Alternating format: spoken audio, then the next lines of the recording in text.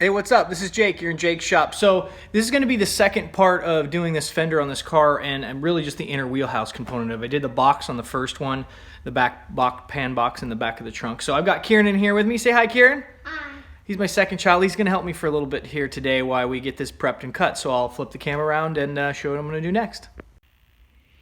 Okay, so here's what we're working on. This is that inner fender well area that is rusted out.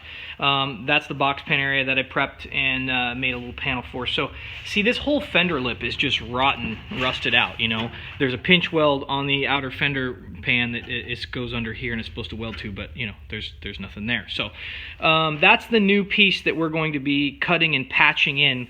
I said in previous videos, you know, I could go back and drill all these spot welds and mess with this seam and replace the whole piece, but I actually find there's more flexibility. I can get this in a better spot given the fact that this steel up here is really nice and solid.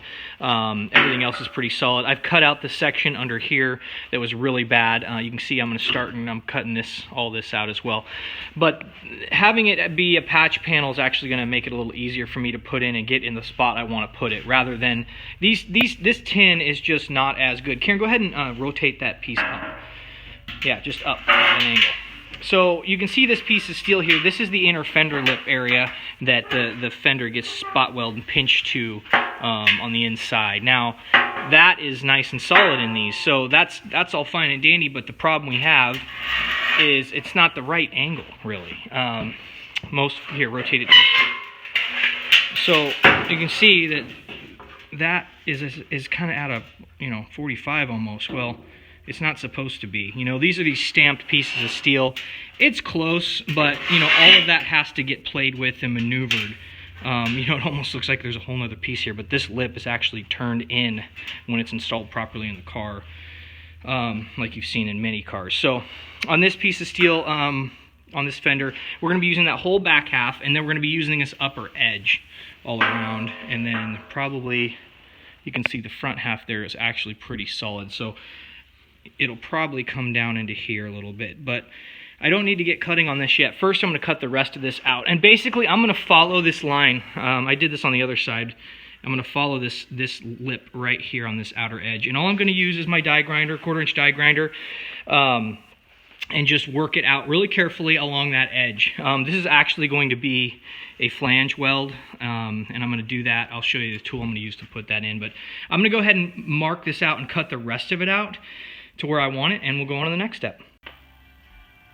Okay, so I pretty much got that cut out where I think I'm going to want it.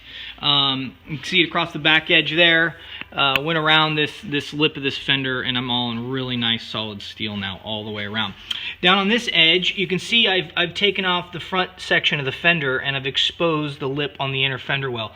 That's just surface rust. That's all going to get cleaned up and it'll go bye-bye. But yeah, I've got that nice flange. So that'll be butt welded in that corner. So that's going to be a very important point on this car. So to fit this thing, this is a complete inner fender well, so I don't need the whole thing. So I went ahead and, you know, where this starts to dive back is right where I've got my cut right there. So I went ahead and went past it a good 1 inch or so and just took a few measurements and scribed a line. This will be my rough cut to start, so I can fit it inside there and then scribe it. Now you can see that drain hole in the bottom. That's a good point of measurement, but since that's not on the car, I couldn't use it. There's that upper flange right there with that hole. So I went ahead and used that hole, measured down to about where I want it cut. And of course, it's high. It's higher than it needs to be right now. I don't want to cut too far. So I'll be cutting along that back edge where that line is, coming across and cutting the rest of this out all the way around the front. And I kind of did the same thing on the front. You can see, oops, excuse me, if you can see it or not, there's a drain plug right here.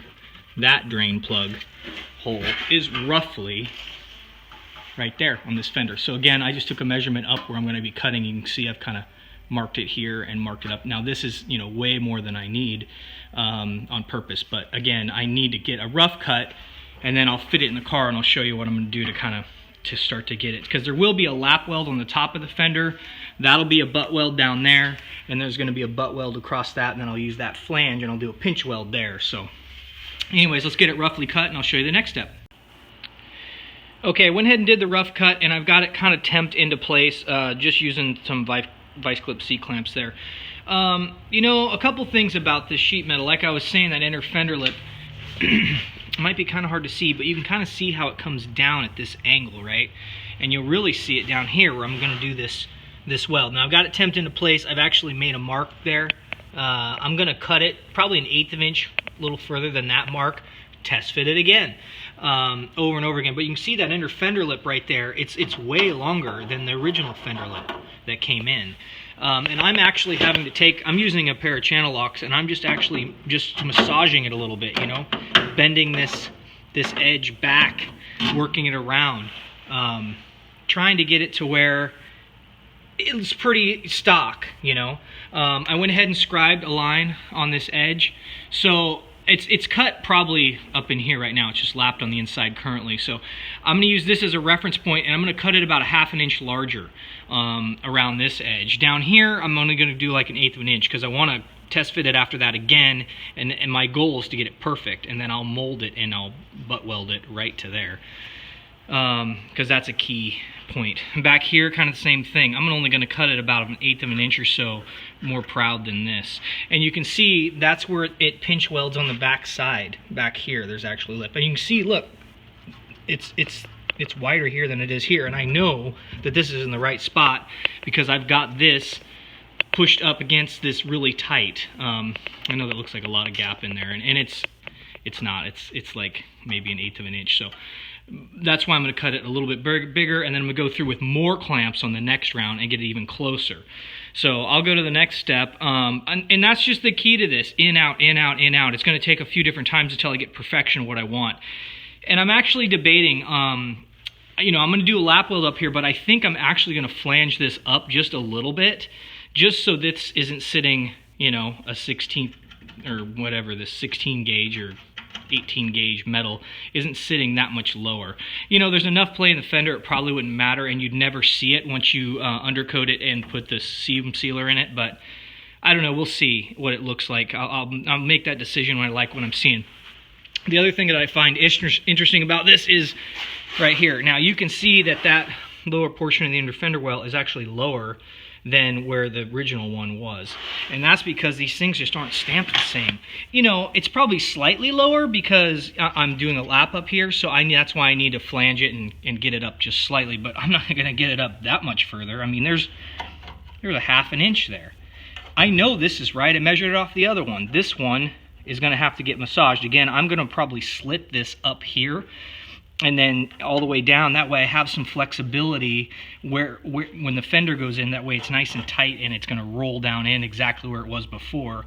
And then I'll have to massage this back and make sure that that side of the whole fender just rolls in like it did when it was stock and in there in the same fashion. So I did it on the other side too. I just used my offset snips and I cut a line up here in this sheet metal, and that allowed me to get some movement out of this lip so I could flow that outer fender where I want it. And the nice thing about it too is I can come back in here on the inside of the wheel well and weld it back up nice and solid once the outer fender skin is all into position. So yeah, I'll show what this looks like once I got it all tack welded into place. Again, I'll probably take this thing out 2 or 3, 4 times, mark cut, clamp, and just make sure it's where I need it to be, and where I want it to be.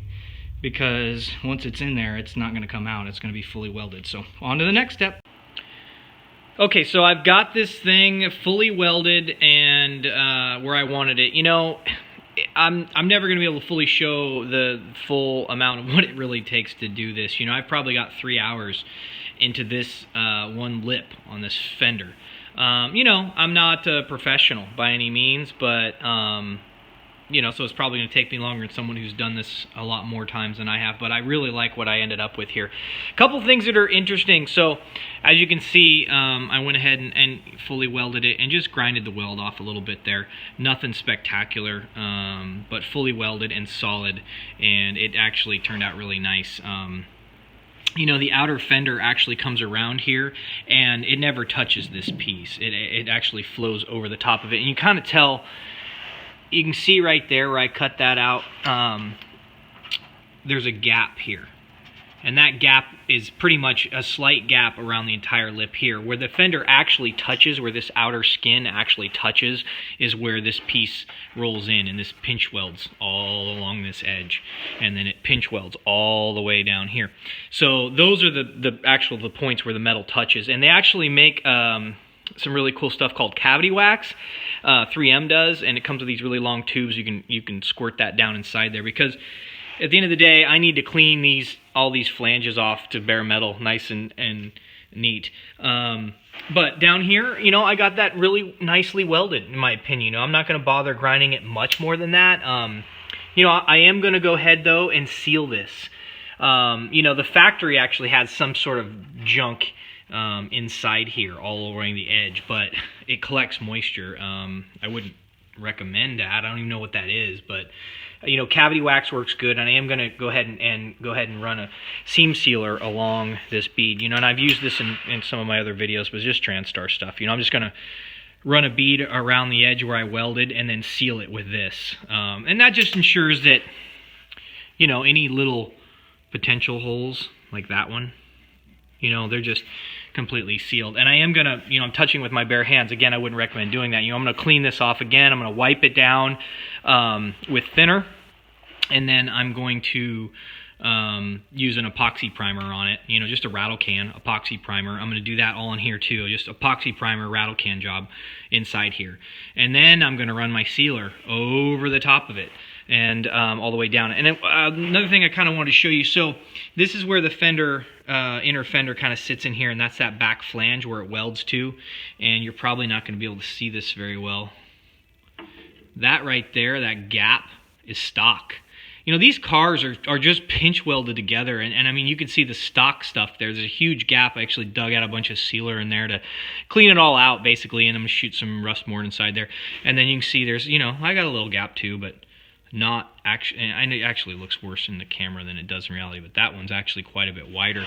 You know, these cars, you can see, this is stock. You know, that's the stock green color of the car. And, you know, this thing's just, that's the way they're put together. You know, they're just seamed up and lapped up. So I'm not going to go crazy in here. I want it to make it look stock, and by the time this gets coated again and then underlined properly, it'll look really nice, like a wheel well should. There's my lap weld right there, where I've just kind of spotted along the bottom edges. There's my pinch weld right there, where I went ahead and drilled holes and spotted it. You know, you can see that this other inner fender well was bigger before, had a bigger flange on it, so I will probably cut that extra sheet metal out of there just to make it a little cleaner looking. That way it doesn't look like it's been repaired. I'll show you what I'm going to do.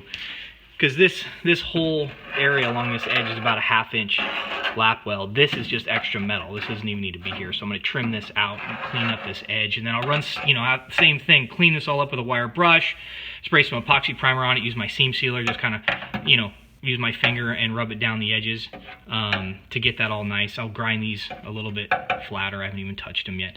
The inner side, you can kind of see here where there's where that lap is. You know, if you ever stick your head under here, but that's super tight all the way around, which is great. I'm not going to bother doing anything else. It's fully welded on the outside, so I am going to use that cavity wax and spray it in there before I seal it. And again, epoxy primer even before I do that. So epoxy primer, then cavity wax in there, and then seal it with sealer. I probably won't touch the inner side of the fender though until after the outer skin's on, and deal with that later. I just need to deal with this before I start, before I put the outer skin on. But yeah, there's a lot to, you know, you can even see on this side, if I get the light, where, you know, people won't show you this sort of stuff, so I kind of like to show it. But you can see where the inner fender is on this new one, how it's more proud, it's longer, right? It's just the stamping, that's just, they're different. But this was the, you know, the stock inner fender well, and this is the new one. You know, it's way fatter, way thicker. So what I'm going to do is, after I put this outer skin on and get it all fit, I'll end up trimming this out. You know, making it so it matches the existing, and there's, you know, you're not going to see a jog in the metal there. Not that you ever would, I guess, unless you really stuck your head under the fender and you knew what you're looking at, because it's really hard to tell what the heck you're looking at unless you've put these together to this level. Down here, I'm going to finish my cut, and, you know, this will be part 2 of this series, because the outer fender skin, there is a lot to it, and I think I'll just make a a pretty good video on that. But just to get to the outer skin, just to get this out of here, this is what this took. You know, this is the second part of the series, and the first one I made the box pan. So just really doing all my welding right now with my Miller, my MIG. I'm not great at TIG, and I actually find the MIG's pretty fast. I've done so much more of it. I'm getting better at TIG. I've used it a little bit here and there, and I'm getting better at it. But, you know, and I'm using an 030 wire. I ran out of 023, and 030 works pretty good, especially on these. They're a little thicker. When you're doing skins, luckily on this car, the steel's so thick that an 030 wire running the amperage low, and my Miller's a pretty good little Miller. It's an older 175, but it's just a really high quality unit that works really well in this sheet metal, actually, if you're just spotting stuff and doing this sort of thing. So yeah, it turned out pretty well. You know, the inside of that area as well, I need to kind of clean that up since I get access to it. I'm going to clean it up, vacuum it all out, and then, you know, wire brush it really well, and I'll probably hit it with some of that rust mort material, and then probably epoxy primer it as well. Just to make sure these areas you're never really going to get back into. So now's the time to play with them, and, you know, clean the rest of that out and use some rust mort, and just get it all buttoned up. So I hope you like this. Go ahead, like and subscribe, and then I'll do a part 3 here soon. Thanks.